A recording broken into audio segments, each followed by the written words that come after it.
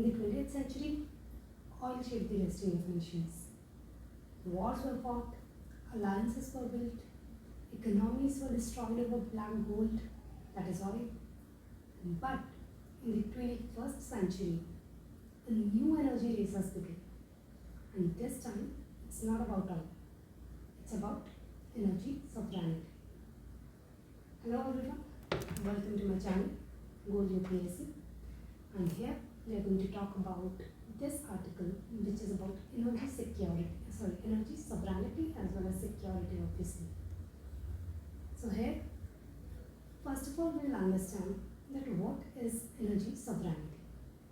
Energy sovereignty means a nation's ability to control its own energy production, supply, transition without depending exclusively on other countries. So this is ability to control, as I said, own energy production, supply and transition without depending on other countries.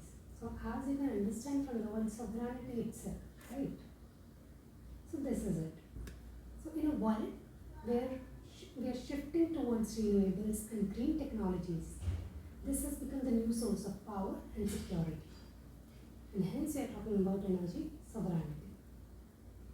So basically, why we are calling it a new oil? New oil because just like oil gave strategic advantage in the past, now in 21st century, renewable energy, critical minerals and clean technologies, they are going to define the global power in future. Because you know that we are shifting towards renewable energies, we are transitioning towards green fuels. Because why? Because of greenhouse gas emissions happening from fossil fuels and all. So we have Paris Climate Agreement, under which we are trying to limit our temperature to up to 2 degrees Celsius, which is, as per various reports, whether it's adaptation gap reports or any other, it is already established that we will not be able to limit up to this, and actually we may reach this target as well as we may reach to 3 degrees Celsius. So we are not doing very good, but yes, it is like kind of obligation where we have to try continuously to promote green energy sources, right? Even we have India, like we have program like Panchamrit. Panchamrit ke andar we have 5 targets, and amongst them there is a target of 50% of its energy requirement from renewable energy by 2030. So 50% energy requirement आपकी renewable energy से आनी चाहिए. Apart from that also, we have 500, like we have target of reaching 500 gigawatt non-fossil energy capacity by 2030. Then also you have target under this of reduction of carbon intensity of the economy by 45% by 2030 over 2005 levels. Then there is also one target of net zero emissions by 2070. So these are kind of targets under this Panchamrit goals, where we are also focusing on transitioning towards green energy. Okay, so let me just rub it. So let's come to the article now. So the article is saying that, as you know, the world is moving towards more and more conflicts. There are more and more wars happening, whether it's civil wars or other like wars between countries happening, strategic wars happening, pandemics, epidemics and whatnot. So in short, the world is facing kind of instability kind of situation. And when there is this kind of instability, is it suitable to be dependent on other countries? Dependency on other countries for anything, be it anything, but specifically energy. Because energy is the base of any economy. Without it, everything collapses. I think you understand regarding that. So in that case, the article is talking about we should not be dependent on the external forces and shift our focus towards kind of self-sufficiency, and we are able to we should have certain domestic measures where we have certain resources जो कि ऐसी various और से the critical situations में हम use कर पाएँ. It is not that we can overnight we can change this kind of situation. We have to gradually move and reduce our dependence on the other countries. So basically, see, this article is saying that India imports 85% of its crude oil and more than 50% of natural gas. And this is not just an economic figure. It belongs to a national risk register. It says that conflict zones multiply, sea lanes narrow, supply chains fragmented. Every imported barrel becomes a liability. So this is what it is saying. And it says here that जो Russian oil का import India कर रहा है, that actually recently surged during Russia-Ukraine war. That is, it is 35 to 40% of total crude imports in 24-25 जो India import कर रहा था उसका इतना % is from Russia. सोचो, so this much of high level of concentration, high level of dependence on single country, right? This was earlier only 2% before this war happening. It was just this, but now it is too much of dependence. So we should focus on diversification, because as I said that in this kind of instability situation, we should be self-dependent instead of being dependent. And even if we are dependent, we should not be dependent on a single country. That's the worst thing we can do, depending on a single country. We should have diversification at least. That is not just dependent on Russia. We can certain part we can import from Russia, certain from West Asia, certain from other countries. So this is what article is suggesting. Then the article says that recently we avoided a full-blown regional conflict that was about to happen between Iran and Israel. And the article says that अगर वो इस type का regional conflict अगर ये भी हो जाता, then over 20 million barrels a day of global oil flows would have been threatened. So again, we are saying that our supply chain would have disrupted. Supply chain disruptions would have occurred because of that. So this we would say ये जो avoid हुआ है ये conflict, this has actually provided us a kind of warning for our future events, for our future, we have to be prepared now, because it has already given us the warning. So this is what the article is saying. Then it says, and further the article proves that how global energy security is being shaped by unforeseen shocks. Basically, first, 1973 oil embargo. The Arab oil embargo against US and allied nations caused crude prices to quadruple. So they one problem, economic challenge, and exposed the West over-dependence on the organization of petroleum exporting countries. But it catalyzed the creation of strategic petroleum reserves. So यहाँ से हमें समझ आया कि we should have strategic petroleum reserves, efficiency mandates, diversification of sources, diversification of resources and all.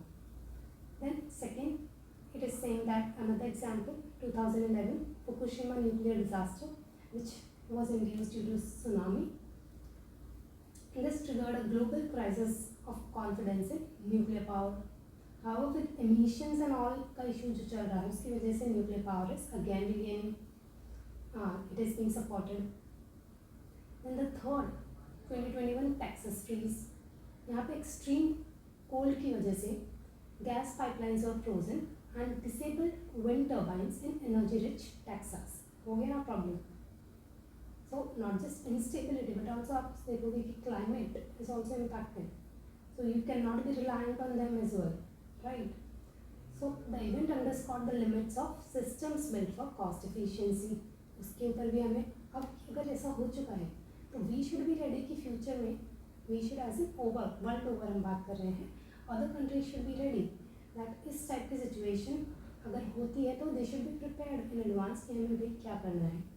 They should diversify in terms of not just countries but also in terms of their resources, not just be dependent on जैसे कि सिर्फ oil पे dependent नहीं होना, सिर्फ natural gas पे dependent नहीं होना, इस टाइप की चीज़ें. तो diversification everywhere will help. Then the fourth event, that is Russia-Ukraine war. Europe's reliance on Russia for over 40% of its gas that abruptly ended due to this war.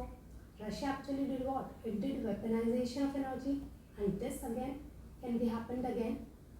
जैसे कि आप देखते हो कि इंडिया जो है वो हाईली डिपेंडेंट है on China for whether it's active pharmaceutical ingredients. It's dependent on China for solar panels. It's dependent on China for rare earth elements. Highly dependent on it for this. And recently आपने देखा होगा China ने इसको rare earth elements को restrict किया. तो again kind of China ने weaponise ही किया कह सकते हैं. उसने कोशिश की वेपनाइज करने की. उन्होंने रिस्ट्रिक्ट कर दिया था रेयर अर्थ मेटल्स को, and because of that we have to face supply chain issues and all, right. So इस टाइप की सिचुएशन फ्यूचर में ना हो, इसके लिए हमें पहले से रेडी रहना चाहिए. तो ये काइंड ऑफ कहते हैं ना कि history is just like history is a kind of lessons. History is nothing, it's lessons to be learned. तो हिस्ट्री ये सब क्या है? ये सब examples are just history only ना. So we have to learn a lot from this examples and be prepare. In the fifth one, Iberian peninsula blackout. यहाँ पे Spain and Portugal suffered grid collapse due to over-reliance on intermittent renewables without sufficient dispatchable backup. अब देखो renewable energy पे focus है, everyone is focusing on them, but यहाँ पे क्या हुआ? ओवर रिलायंस हो गया. तो किसी भी चीज़ पे ओवर रिलायंस अच्छा नहीं है.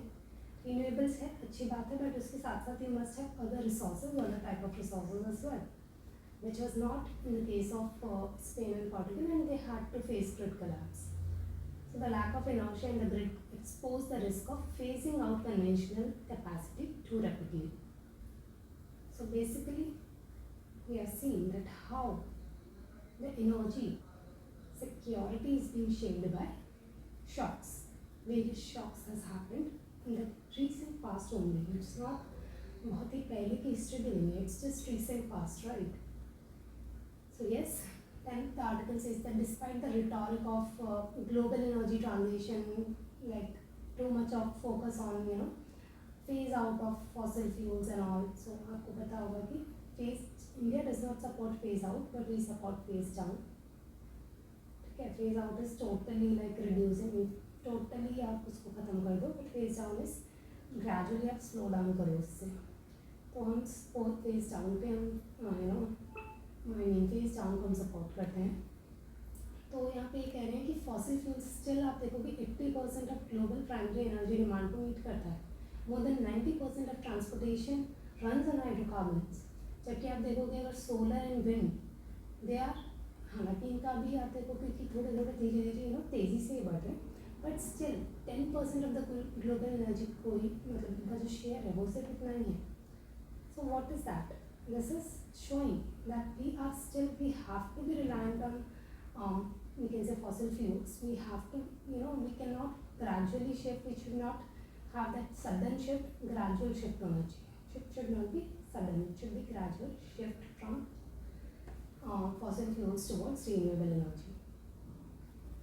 Then the article says that we should follow energy realism. That is, we should not, energy realism क्या करता है? It does not say कि भाई transition नहीं होना चाहिए, we should not transit on renewable energy and everything. It says that we should gradually enable it, as we just said, gradual shift. तो वही ये कहता है. It means understanding that transitions are pathways and not switches.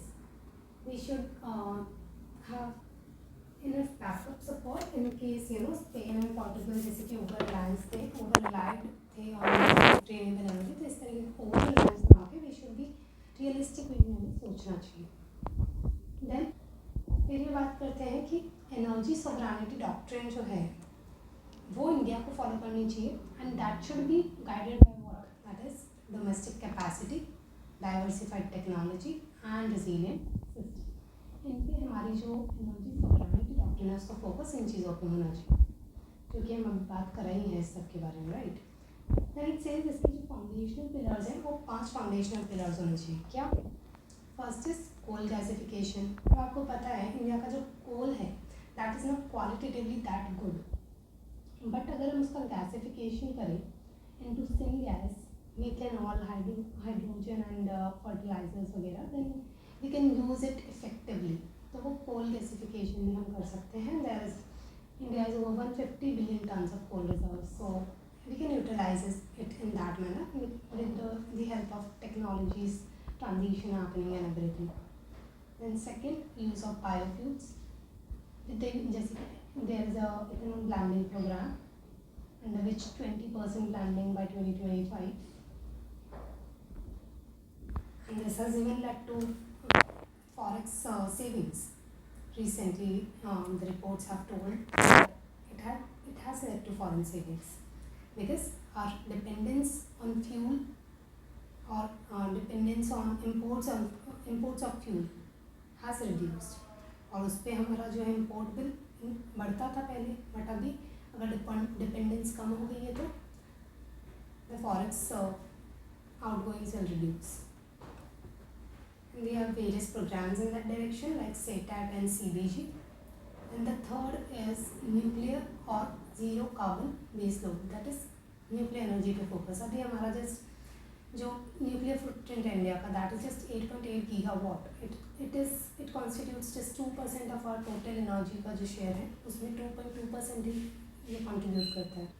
So we should revive our Dorium roadmap, secure uranium partnerships and localize small modular reactor technologies.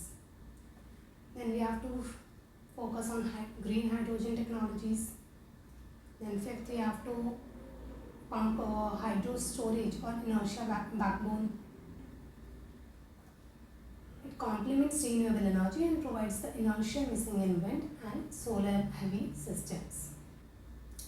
Then it says that how India has reduced its dependence of crude oil from just one particular area. That is, India used to source its 60% of crude oil from West Asia, and now it is below 45%. पहले 60% था तो बहुत ज़्यादा dependence था, अभी हमने इसको reduce किया है as per S&P Global Commodities at Sea, and ये ग्रेजुअली हुआ है, ये कोई शॉर्ट टर्म में और ओवरनाइट फिनोमेना नहीं है. We have gradually shifted with lots of legislations, policies and everything. So the role is not, so the we can say lesson is gradualism.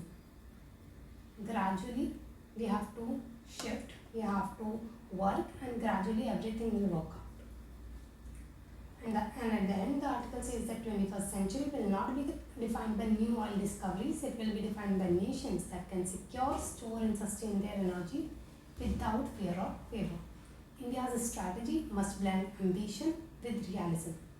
The 5 pillars, as we discussed above, are not secondary to the energy transition. They are its sovereignty spine. Today, most precious resource is not oil. It is uninterrupted, affordable, and indigenous energy. This is the time to build this energy system. So this is it about this article. मैं बस एक चीज़ और add करना चाहूँगी. There are certain challenges. जैसे कि एक तो हमने बताया कि India's over dependence on China regarding rare earth elements and whatnot, solar panels and everything.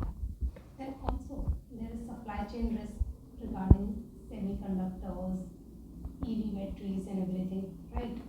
Then also there are dependence on like Bolivia for lithium. Cobalt dependence on DRC.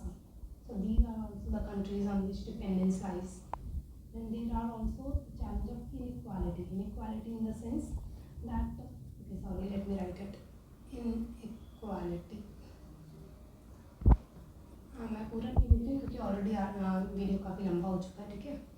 So inequality, okay, where was I? Yeah. So challenges of inequality, that is, developed nations are able to invest heavily, while the poor nations are at the risk of being left behind.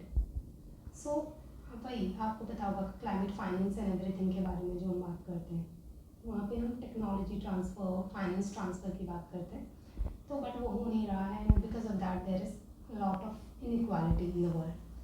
So यहाँ पे भी that same issue comes up. So it is finally concluded that energy sovereignty will determine which countries thrive or struggle in the coming decades. Thank you so much. The video is a bit longer, I know, but I think there is a very good article to which is you must know, you must watch, and okay, let's not take it further. Thank you so much. You can subscribe my channel, like my videos if you want more such videos from my side. Thank you.